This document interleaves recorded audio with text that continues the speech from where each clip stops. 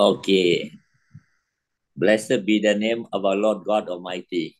Ya, diberkatilah dalam nama Tuhan yang luar biasa. This is the first time I Zoom in the early morning. First time. Ini pertama sekali saya ikut Zoom pagi-pagi sekali seperti ini. So I do not want, I do not want to preach anything but just simple message today. Ya, kadang-kadang saya nggak tahu mau sampai apa, tapi hari ini ada khotbah yang singkat saya sampaikan. Okay, let's turn to book of the Gospel of John, Nah, mari kita buka dalam Injil Yohanes chapter 1, verse 1. pasal 1 ayat 1. Okay, I read John chapter 1, verse 1. In the beginning was the Word. Ya, pada mulanya adalah firman. So every day in the morning, we start with the Word of God. Setiap hari ini mulai hidup kita dengan firman Tuhan. There is none other. God introduced the Word to us. Ya, nggak ada Allah lain yang kita pilih, hanya Tuhan saja. We know the Word is Christ. Christ, the Word of God. Kita tahu bahwa firman Tuhan itu adalah Yesus Kristus sendiri. So this morning, I also want to introduce Christ to you. Ya, pagi ini juga saya kenalkan Yesus Kristus kepada kita semua. Being the beginning of our life. Dalam permulaan hidup kita. Also beginning of our day. Permulaan daripada hari-hari kita. Okay, today I want to share with us, we come back to the book of Genesis, also chapter Genesis 1, verse 1. Nah, juga kita buka dalam Kejadian pasal 1 ayat 1. So also the same, in the beginning God. Mana pada mulanya ada Allah. So anything in our life, the beginning must be God. Ya, semuanya permulaan dari kita adalah Allah. So this morning, also a new morning, also in the beginning is God. We are speaking about God. Nah, pagi ini juga kita bangun pagi, awalnya semua adalah bermula kepada Tuhan Allah. God is the beginning of our life, beginning of our day. Nah, Tuhan adalah permulaan dari segala hidup-hidup kita. So God, the first thing God introduced, not anyone, is said, in the beginning, God. So God is the beginning of the topic in our life. Ya, semuanya adalah topik kita, awalnya adalah Tuhan sendiri. So when God introduced himself, God, later on, he introduced the creation. Nah, akhirnya Tuhan juga menjelaskan bagaimana dia menciptakan dalam ciptaannya. He said that I will make the heavens and the earth. Saya akan menciptakan langit dan bumi. But the strange thing is, when God is the perfect God, but in Genesis chapter 1, verse 2, the earth has a problem. Ya, di mana Tuhan kita Tuhan yang sempurna, tapi ada masalah di bumi. So we know the heavens has no problem because God said the earth was void. Di mana katakan Allah dia bahwa bumi itu belum berbentuk dan kosong. There are three things happen to this earth. Di mana ada tiga hal yang terjadi dalam bumi ini. The first, the earth was formless. Di mana bumi itu dalam kondisi kosong. Void and darkness. Dan juga ada gelap gulita. And darkness is upon this earth. Di mana gelap gulita menutupi bumi ini. So we don't understand why God put this earth void and nothing is formless. Nothing's in this earth but only water. Nah, kenapa Tuhan izinkan kekosongan dalam bumi ini dan hanya air saja? A lot of commentators say that in this verse something has happened to this earth. Nah, ada orang berkomentar mesti ada sesuatu yang terjadi di bumi ini. They say that there was a rebellion in the heavens. So say Lucifer rebels against God. So something happened to this creation even before Adam and Eve. There's a creation before that. Nah, jadi ada pemberontakan di sorga sehingga ini katakan terjadi sebelum penciptaan manusia, di mana pemberontakan ini terjadi. In I think a book of Jeremiah, it mentioned about their creation before that. Some creation is there. Di mana terjadi sesuatu sebelum penciptaan ini, di mana pemberontakan terjadi. So it was not mentioned exactly what happened, but we know that God is the perfect God. God can never create anything is void, empty. He will make everything beautiful. But this verse, make us don't understand why this earth was put in void. Later on, God refurbished the earth again. Nah, kita kadang-kadang berpikir Allah kita ada Allah sempurna. Mengapa diizinkan kekosongan terjadi? Mesti ada sesuatu yang terjadi di bumi ini. So from here we see the first thing, we see God. God is the Father. Mentioned here. God is the only one mentioned. God is the beginning of heavens and earth. God is mentioned first. Dan dijelaskan bahwa Allah kita Allah yang menciptakan surga dan bumi ini, bahwa Dia mengerjakan semua itu. So the second Trinity supposed to be the Son, but it was mentioned the Spirit of God hovered upon the earth, the water. The second Trinity was mentioned the Spirit of God. Dikatakan di sini bahwa Roh Allah melayang-layang di atas permukaan bumi atau laut. So Genesis chapter 1 verse 3, God introduced His Son, the light. God said, "Let there be light." Nah, di mana Tuhan menciptakan anaknya, yaitu menciptakan matahari dan terang. We know that Jesus Christ is the light of this world. Kita tahu bahwa Yesus itu adalah terang dunia ini. When God introduced this light, it's not mentioned about the sun or the moon, because the sun and the moon, the star came in the creation of the 4 days. Nah, dikatakan bagaimana terjadi, bagaimana matahari dan bulan diciptakan pada hari keempat. Tapi di sini dikatakan Allah sudah menciptakan terang sebelum kejadian ini. When God introduced light, God said it was good. Nah, Tuhan menciptakan terang dan terang itu baik. So the minute we introduce Christ to people in this world, means God said it's very good. When you introduce Christ the light of this world. When you speak about Christ, God is well pleased. He said it is good. Nah, juga dikatakan bahwa Yesus Kristus adalah terang dunia ini, bahwa itu adalah sempurna. Bagaimana Yesus Kristus adalah kita ceritakan kepada setiap orang bahwa Dia adalah terang dunia ini.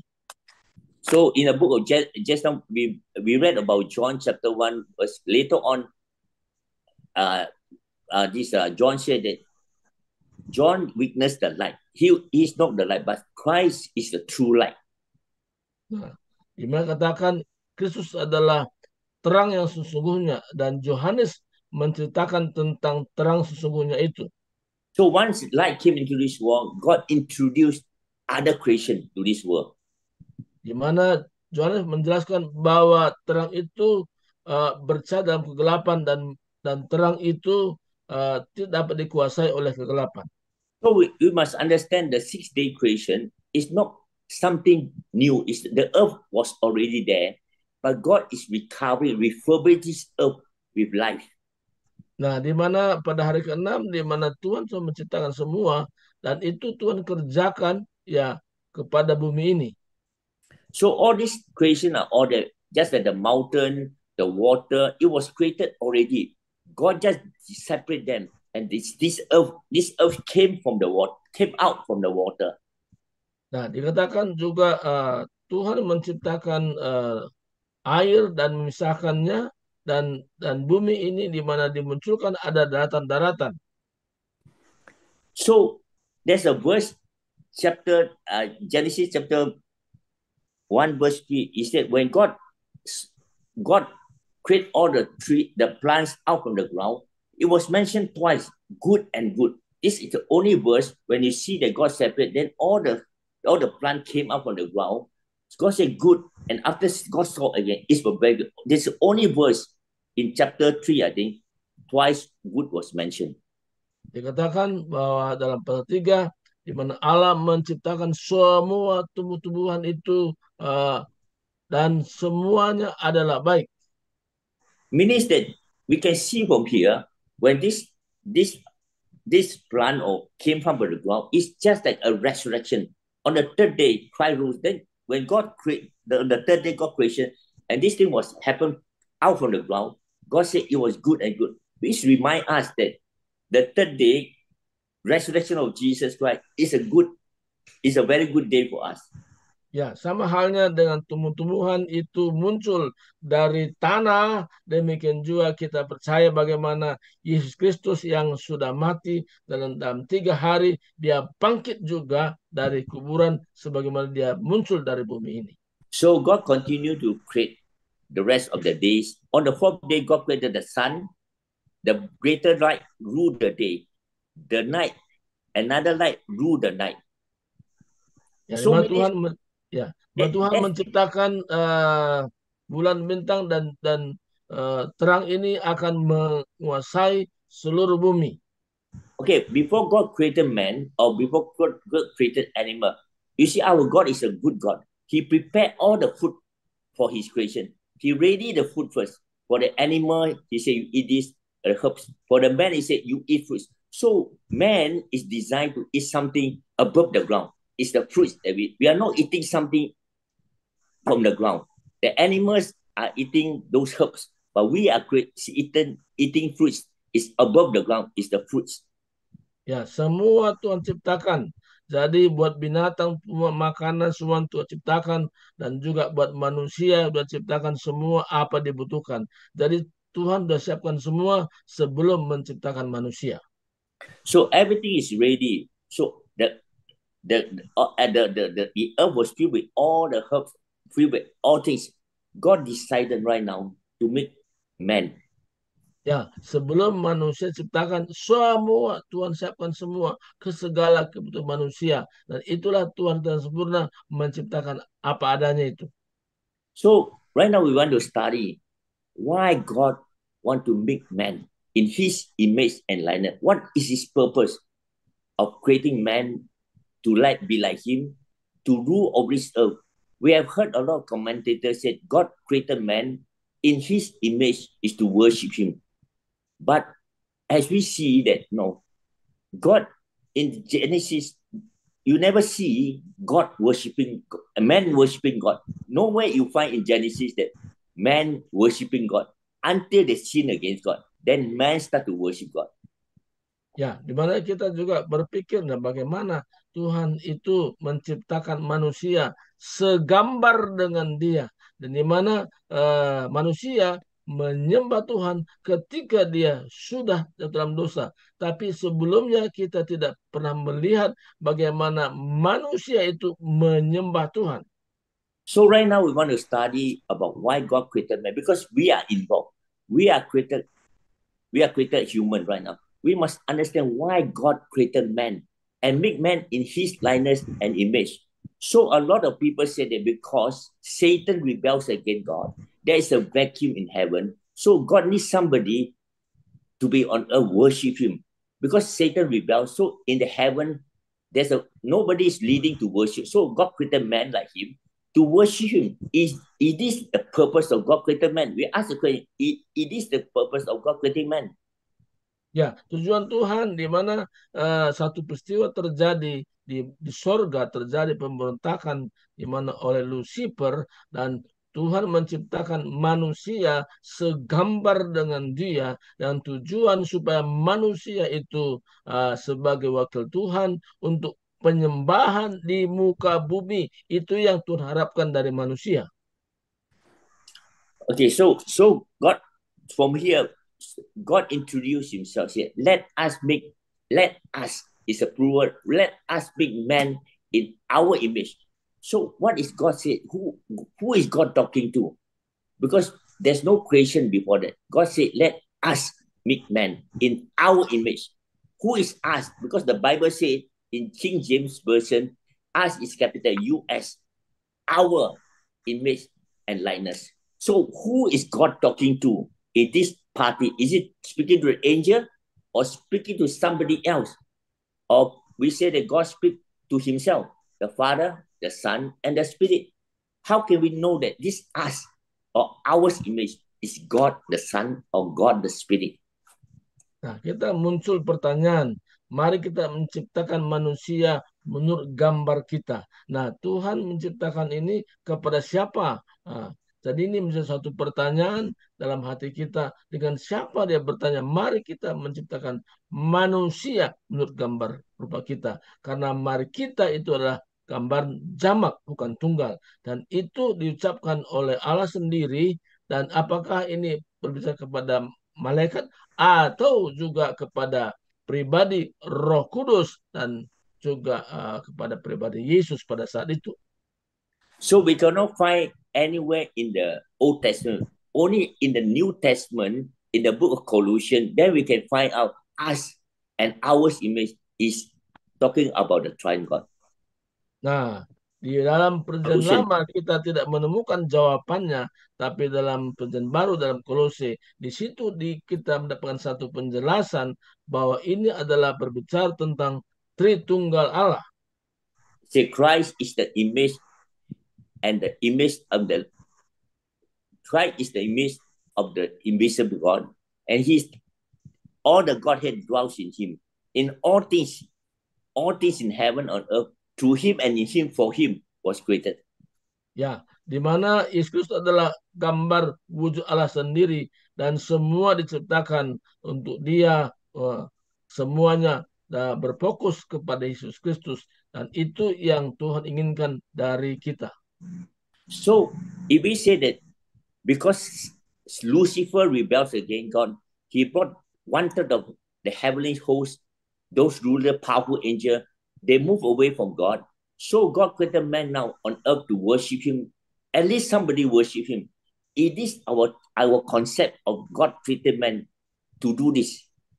Ya, ada kalanya kita berpikir bagaimana malaikat di surga yaitu Lucifer terjadi pemberontakan di surga dan akhirnya juga Tuhan menciptakan manusia di bumi tujuannya supaya manusia menyembah Allah dan ini dalam pola pikir kita bisa terjadi. Okay, from my point of standing, I read heavily about Genesis this part. For my view. Ya, di mana fokus kita, di mana dalam Kejadian itu jelaskan bagaimana Tuhan menciptakan semuanya itu. If God created man to worship him, then we think that because God knew everything. God knew that before the foundation of this world, God knew even before the foundation, God said before the foundation, the lamb was slain. He knew everything. He knew Lucifer will rebel. Even he created the serpent. He knew that this serpent was a crafty enemy. He knew everything, but he created man. So meaning that he knew that Lucifer will rebel against him. So he no need to do anything. He just removed Lucifer and keep on start a new creation. I think it's not the purpose. This is not the purpose why God created man.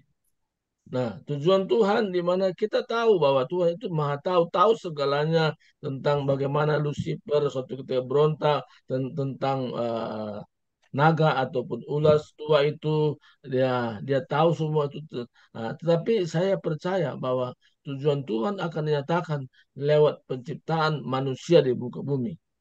So we also can see that when God created man, is God putting his man image like just rule over a small garden? Is it God's purpose? Created the man so like him and so powerful and just take care of the small garden, dominion over a small garden, to be just a king over the animal, the person. It is God's purpose of creating this man.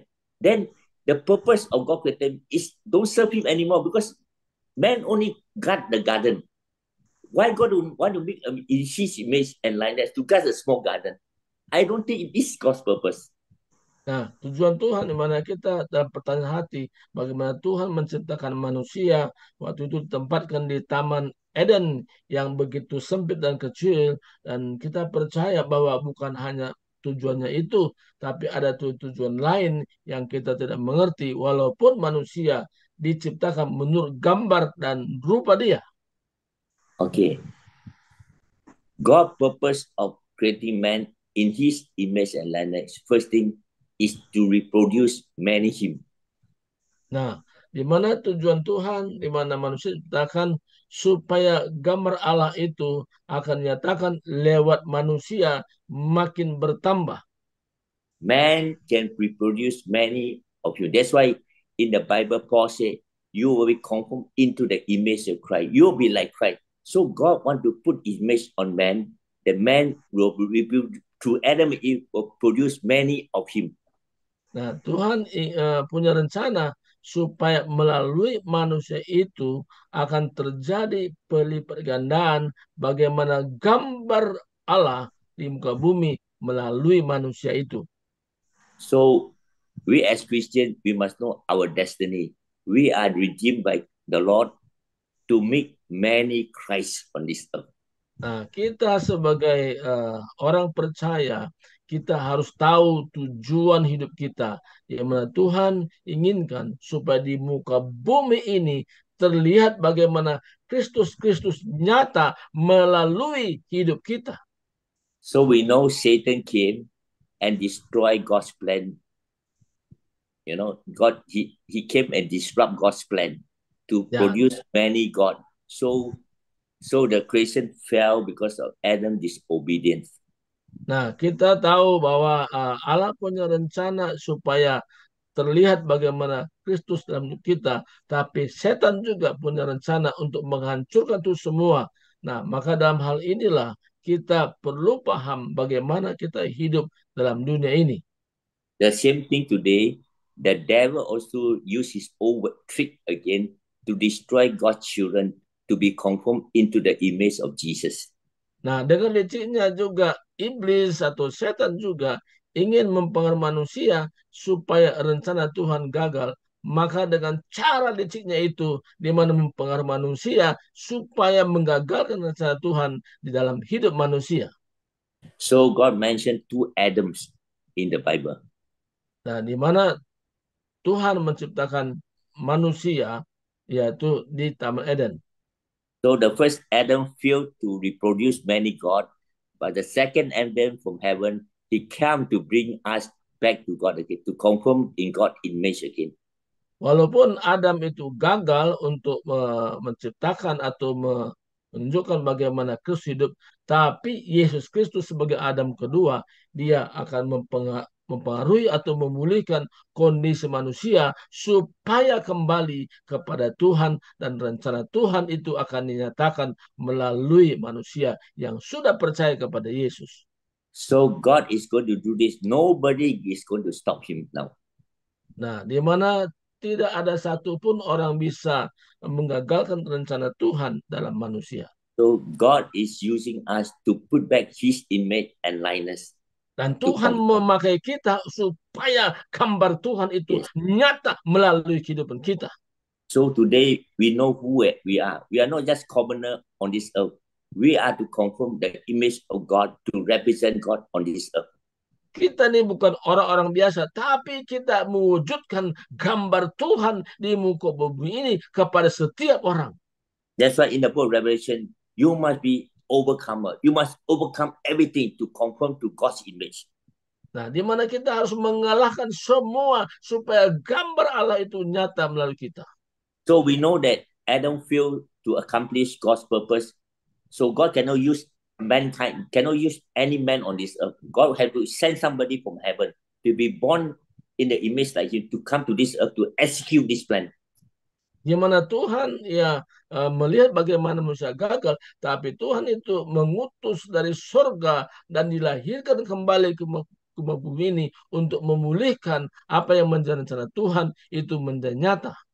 So the Son of God came from heaven into this earth with the conform the full image and the likeness of God to execute, to fulfill God's plan.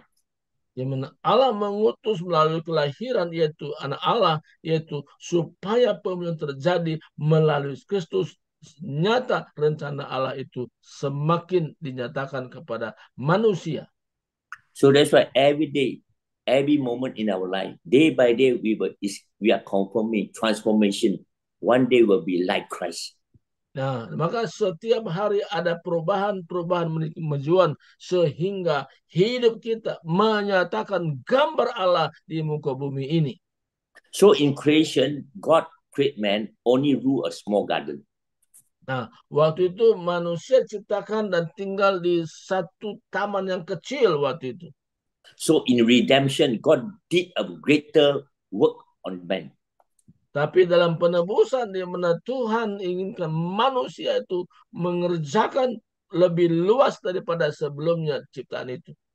So to the last Adam, God brought forth a new race. The church is the new race, the new creation. That this church will rule the universe with Jesus Christ. In redemption, God do a greater work that man shall rule with God in the universe, not only the God. Dalam penebusan Yesus Kristus, di mana kita punya kemampuan, bagaimana kita sudah dalam Kristus, kita bisa menyatakan bagaimana kita mampu memerintah bumi ini melalui penebusan yang Yesus kerjakan di kayu salib. So in creation, man only rule the birds in the air. God say, you dominate the earth, but you rule over the birds, you rule over the creeping things, you rule over the beasts. That's all. But in redemption, we will be co-king with Christ to rule the new heaven and the new earth. Nah, di mana waktu penciptaan awal, di mana manusia itu diberi kepercayaan untuk menguasai binatang dan segala ciptaannya. Tetapi melalui Kristus kita bisa menciptakan sesuatu seperti surga walaupun di bumi ini terjadi. So brother and sister, we must know who we are today. So we are represent God on earth. Nobody in this earth will speak for God. No religion will ever speak. No government will introduce God to the world. Only you and me will go forth and preach and tell there's a God. He's going to bring salvation to mankind. He's going to conform a group of people to bring him back to God, to rule with him. Ya, kita harus menyadari bahwa kita diciptakan karena penebusan dalam Yesus Kristus, bahwa kita bisa menyatakan bagaimana ada kuasa, pemulihan terjadi, dan itu akan nyata, di mana tidak ada satu agama manapun yang mampu untuk memberikan itu. Hanya lewat Yesus Kristus yang sudah menyatu dengan kita, kita mampu bagaimana kita menguasai bumi ini, segala ciptaannya, dalam Yesus Kristus. So we all knew that everything was planned well for Adam and Eve, but they failed to accomplish God's purpose because the third party came into the garden through the serpent. So we know the story how man fall into sin. Okay, I want to share with you the first gospel of the kingdom of God was preached by God himself. We ask who preached the gospel. They may say that, oh, somebody preached the gospel, or Noah preached the gospel, or Jonah preached the gospel. No, it's God himself was the first gospel preacher to mankind. Ya, di mana manusia ciptakan boleh gagal pada awalnya, tetapi rencana Tuhan tidak pernah gagal. Di mana waktu itu, di mana manusia dipakai Tuhan seperti Noah dan yang lainnya untuk menginjil. Tapi saat ini kita sebagai orang-orang yang sudah percaya dalam penebusan itu, kita dipakai Tuhan dengan dasar untuk memberitakan Injil kepada segala makhluk. Okay, now I will go fast forward. Okay, now. So right now we knew Adam sinned against God. I want to touch why they hide behind the tree. There's another sermon. Okay, I want to speak on this point. When Adam and Eve, they blame each other. No, Adam blamed the wife. Say, God, you created the wife for me. But before he sinned against God, he said the wife was so beautiful, was like me, like the bones of bone, flesh of blood. He praised God for that. But after Adam sinned against God, he blamed the wife. Your God, you created this woman for me. This woman caused me to eat of the fruit. So sometimes God have given us good things because we cannot handle the good things. When things are missing and lost, we blame God. You should not give me the wealth. You give me the wealth, I have a broken family. Because you give me wealth, I enjoy my life. So right now, I lost everything. So we blame God for giving good things to us. But God gave the wife to him, not because to do something else, to help him to rule over the garden. But here we know that Adam sinned. Actually, it's Eve who sinned against God. But God put the blame on Adam because Adam is the federal head of mankind. Ya, karena waktu itu apa yang terjadi dalam ciptaan itu, di mana Adam itu mempersalahkan istrinya karena istrinya lah dia membuat berdosa dan terjadi saling mempersalahkan satu dengan yang lain. Demikian juga kondisi sekarang bisa terjadi juga saling mempersalahkan, di mana suami dan istri saling mempersalahkan, dan itu terjadi. Tapi Tuhan mau supaya pria itu bertanggung jawab dalam tugasnya untuk menyatakan bagaimana kehendak Allah di muka bumi ini. So from here, God is a righteous God. When man sin against God, God pronounced judgment on three of them. Only three of them. First, God pronounced judgment on Adam. Second, the woman. The third is the serpent. The first thing we know that Adam blamed the wife, said, "You create a woman." Now the woman blamed the serpent. But when come to the serpent is not talking. Why the serpent did not say, "God, I never forced them to eat the fruit. I just tell them, and they eat the fruit, they'll be like you, like God." So what am I doing now? Because Genesis chapter 3, verse 22, God himself said, now this man is like one of us. They knew good and evil. So Satan is telling Eve that if you eat of the fruits, you'll be like God. But God confirmed himself. Genesis 3:22 said, now the man, after eating the tree, they are like one of us, knowing good and evil. So we must understand why God cursed the serpent.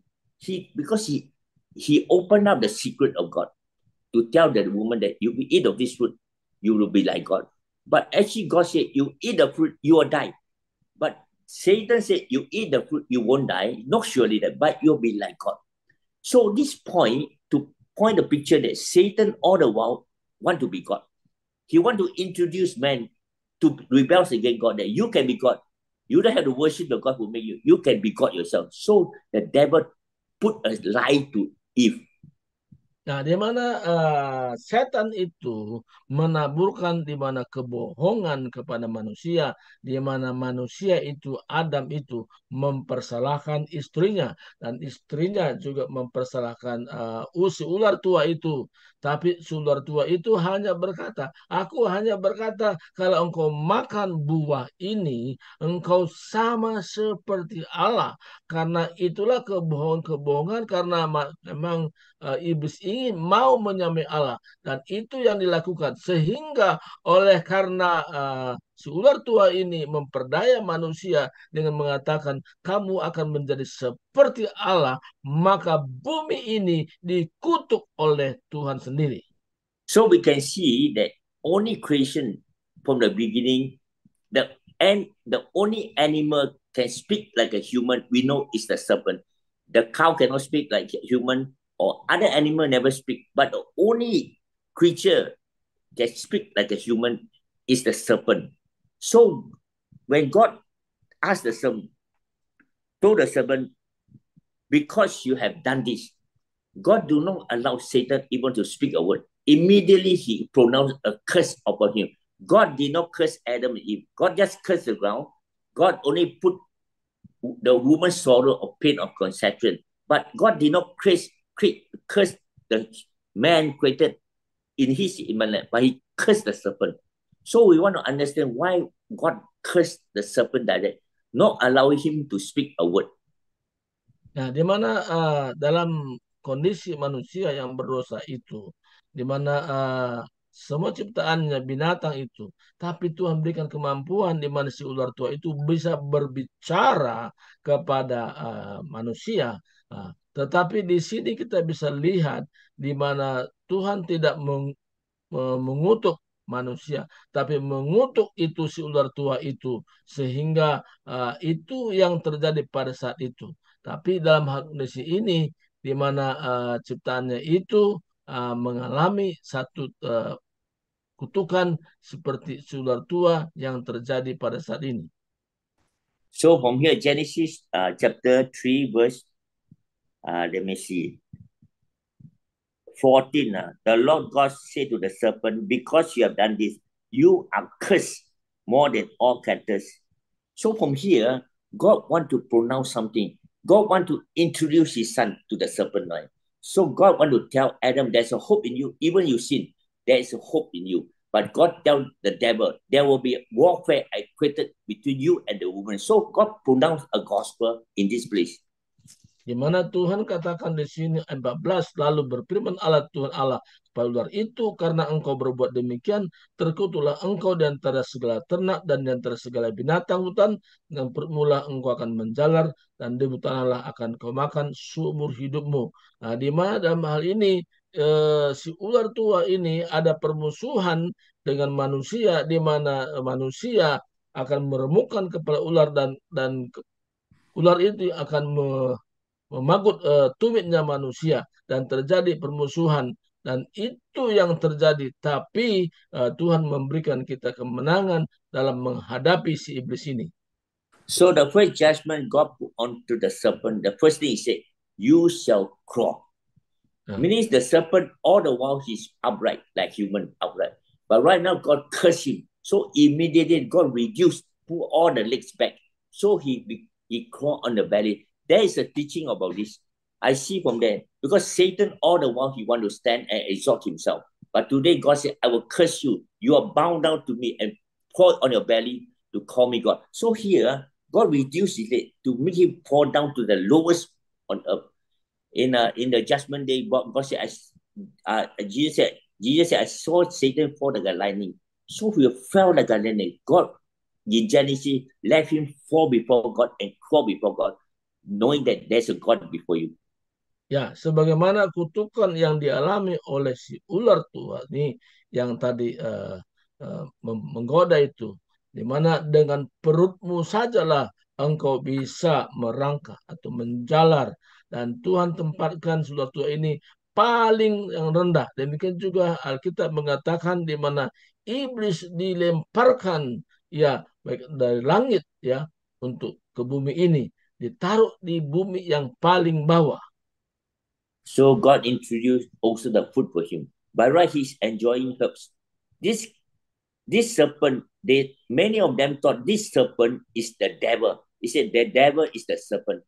But if we see carefully, God said this serpent was an animal. Satan was an angel. So how can the angel become a serpent? So we must understand this is a real serpent, it's a snake. But something went into the serpent to embodiment. Satan must be embodiment in this serpent in order to make the serpent act like that. So God cursed him. The minute God cursed him, God also pronounced the food for him. Thus you shall eat.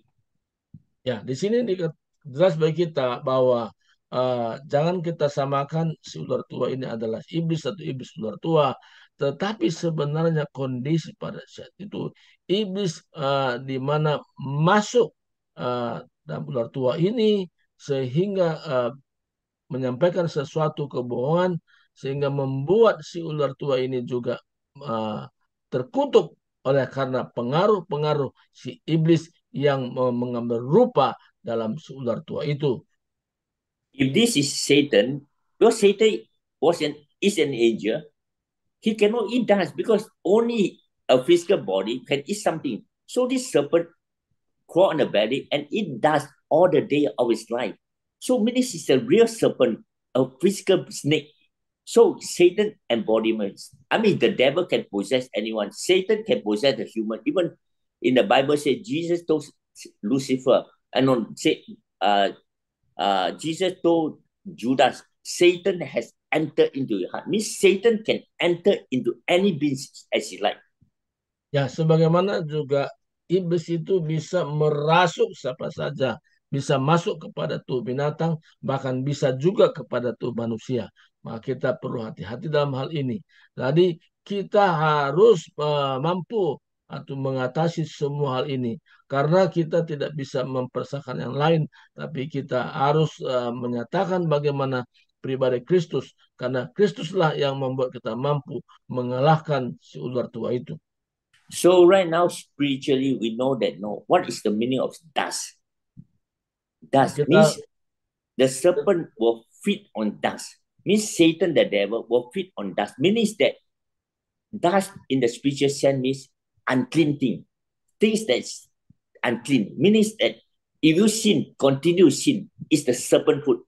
So as you sin more, the devil become greater in your life because sin will cause Satan to draw Satan to come near to you.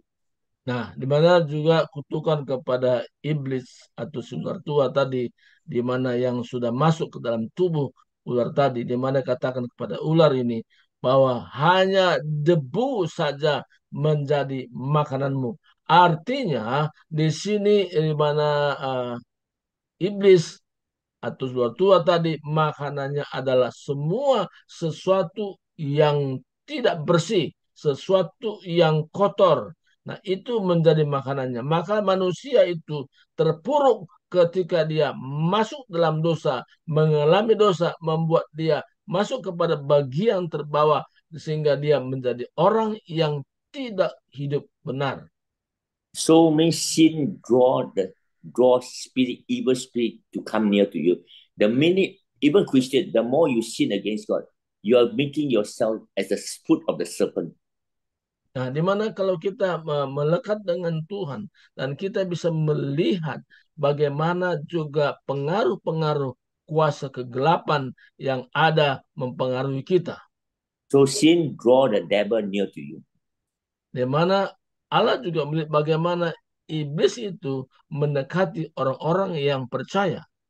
So God pronounced the gospel to the three. Because when God preached the gospel, only three gospel friends only. Nah, di mana ada tiga rangkuman yang Tuhan nyatakan kepada kita, yaitu tiga kabar Injil di sini. So the only three person who hear the first gospel is the Adam, Eve, and the serpent. Nah, di mana pada saat itu hanya mendengarkan Injil itu Adam dan juga iblis pada saat itu. So God told the serpent, God himself said, I will put enmity between the woman and you. Dan Tuhan katakan, aku akan mengadakan permusuhan antara engkau dan perempuan ini. So you see generation, women are all subjugated. Women are suffering every day because God put the enemy between the devil, Satan, and the woman. So Satan don't like woman. Nah, di mana setan tidak suka perempuan, maka sekarang ini juga memang ya penderitaan itu yaitu dialami oleh perempuan duluan karena memang akibat kutukan itu. Because when God created man, Adam and Eve, God called them Adam.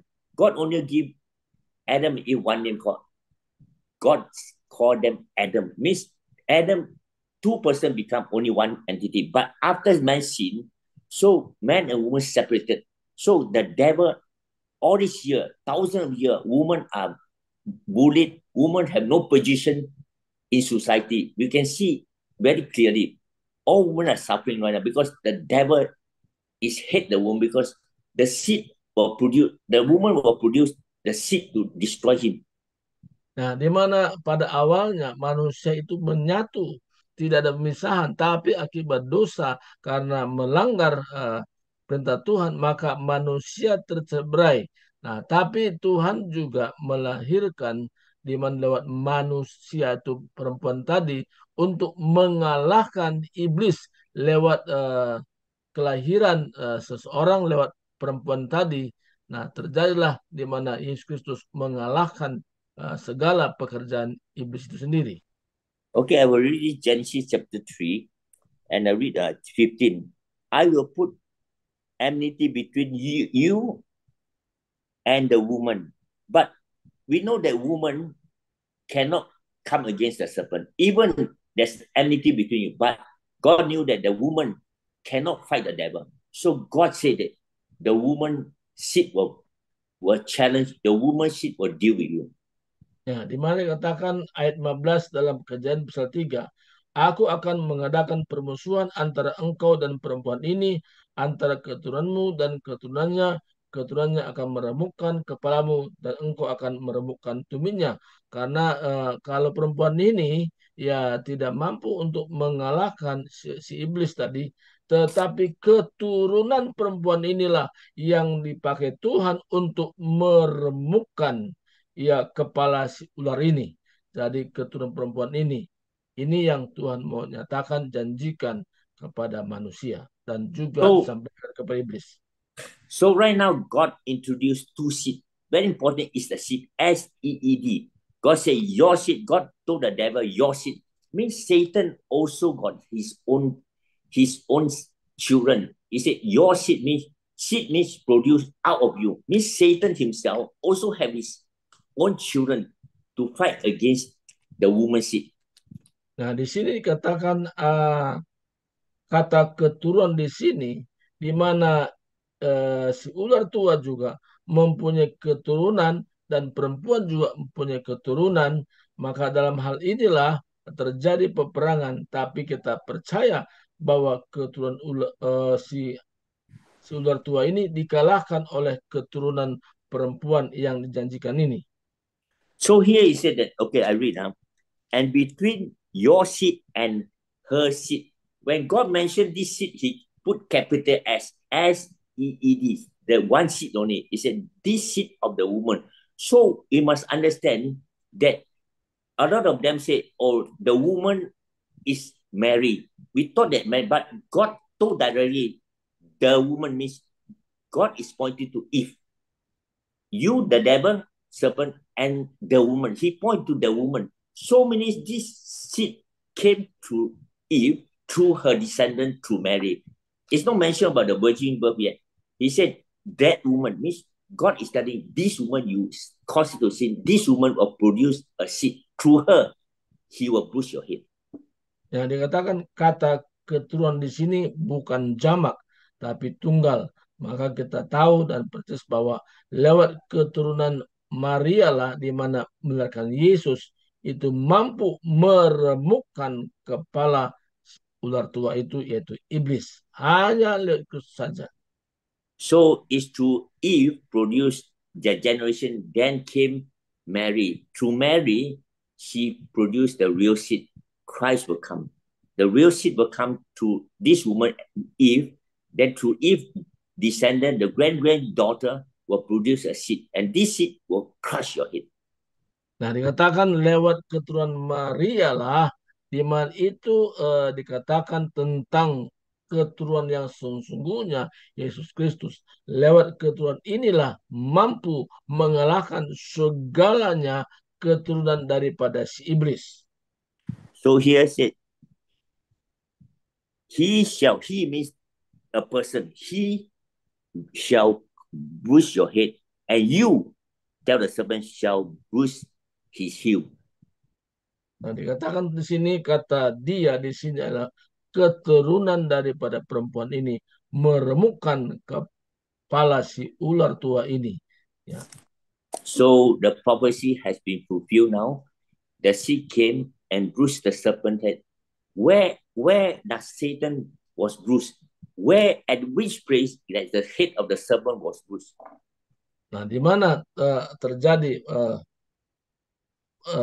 peperangan ini, di mana keturunan wanita atau perempuan yaitu Maria meremukkan kepala ular. Di manakah kejadiannya terjadi? So we know that it's at the cross. It's at the cross of the Lord Jesus Christ. He hung on the cross and many things happened. But one of the items is Jesus said, it is finished. When God said finished, there are few meanings over there. Finished means here, accomplished the salvation of God. But also to tell Satan, your kingdom is finished. Nah, kejadiannya yaitu waktu Yesus mengalami penderitaan di kayu salib. Nah, waktu perkataannya sudah selesai, artinya peperangan itu sudah dimenangkan oleh Yesus. Nah, terjadi, maka si ular tua sudah dikalahkan pada saat itu. Artinya keselamatan, kesempurnaan itu hanya di dalam Yesus Kristus saja. Tidak ada di tempat yang lain. So finally, we know that no, Jesus Christ died on the cross is not sufficient to save us. He must be buried. He must conquer death. In order to conquer death, salvation only can be given to us. Satan's kingdom is going to be only destroyed by the power of his resurrection.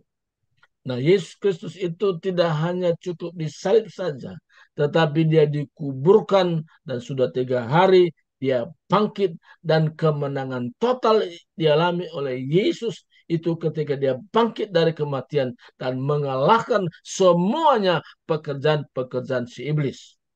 So today, we believer, we pastor, the children of God, we only proclaim the salvation God has put in Genesis to go out to preach the seed, the Messiah.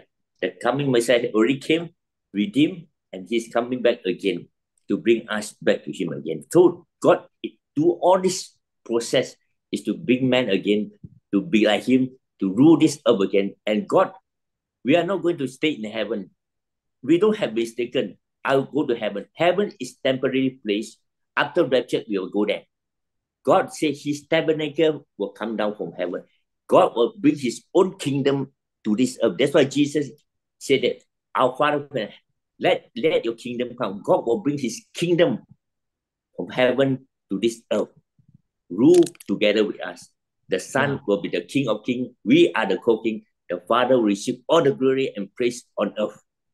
Ya, kita akan mengalami satu sukacita yang besar di mana katakan surga akan datang bersama dengan Tuhan dan kita bersama-sama dengan Dia, kita mengalami bagaimana kehidupan surgawi bersama Tuhan dan kita memerintah bersama Yesus Kristus dalam waktu cukup lama dan kemenangan itu nyatakan dan kita masuk kepada kesempurnaan sebagaimana tujuan Tuhan semula manusia diciptakan. That's why John, the revelator of Revelation, he saw the door open to heaven. They see the Lord God Almighty. He was, and is to come, the Lord God Almighty. So we are his children. We are not something to worship God or any angel to worship. We are the children of God. We come to God as a father. We are his children. We come to God with no fear or anything because we are his children. I want to share one point before I close. You know, when in the book of, I think in first epistle of John, that John said that. Okay, wait a minute. Okay, saya terjemahin. Ya, jadi Tuhan inginkan di mana kita mengalami satu kemenangan bersama Tuhan dalam hidup kita, di mana Yohanes atau Rasul Yohanes melihat bagaimana langit terbuka atau surga terbuka dan itu dinyatakan kepada kita bahwa Allah itu Bapa kita dan kita adalah anak-anaknya dan Tuhan nyatakan itu kepada setiap orang. So I want to end up with this because it's an encouragement to us. I have heard a lot of preachers, they say that, oh, once you are saved, not always saved. If you sin against God, you will lose salvation. And you know, all these things, then we are not sure of whether we can go to enter eternal life.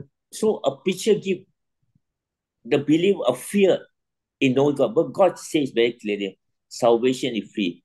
In Christ, there's no condemnation. We may fail, we may fall badly, but God call you your children. Okay, I want to confirm a verse. It's a very powerful verse that salvation, if you are born again, you can never lose your salvation.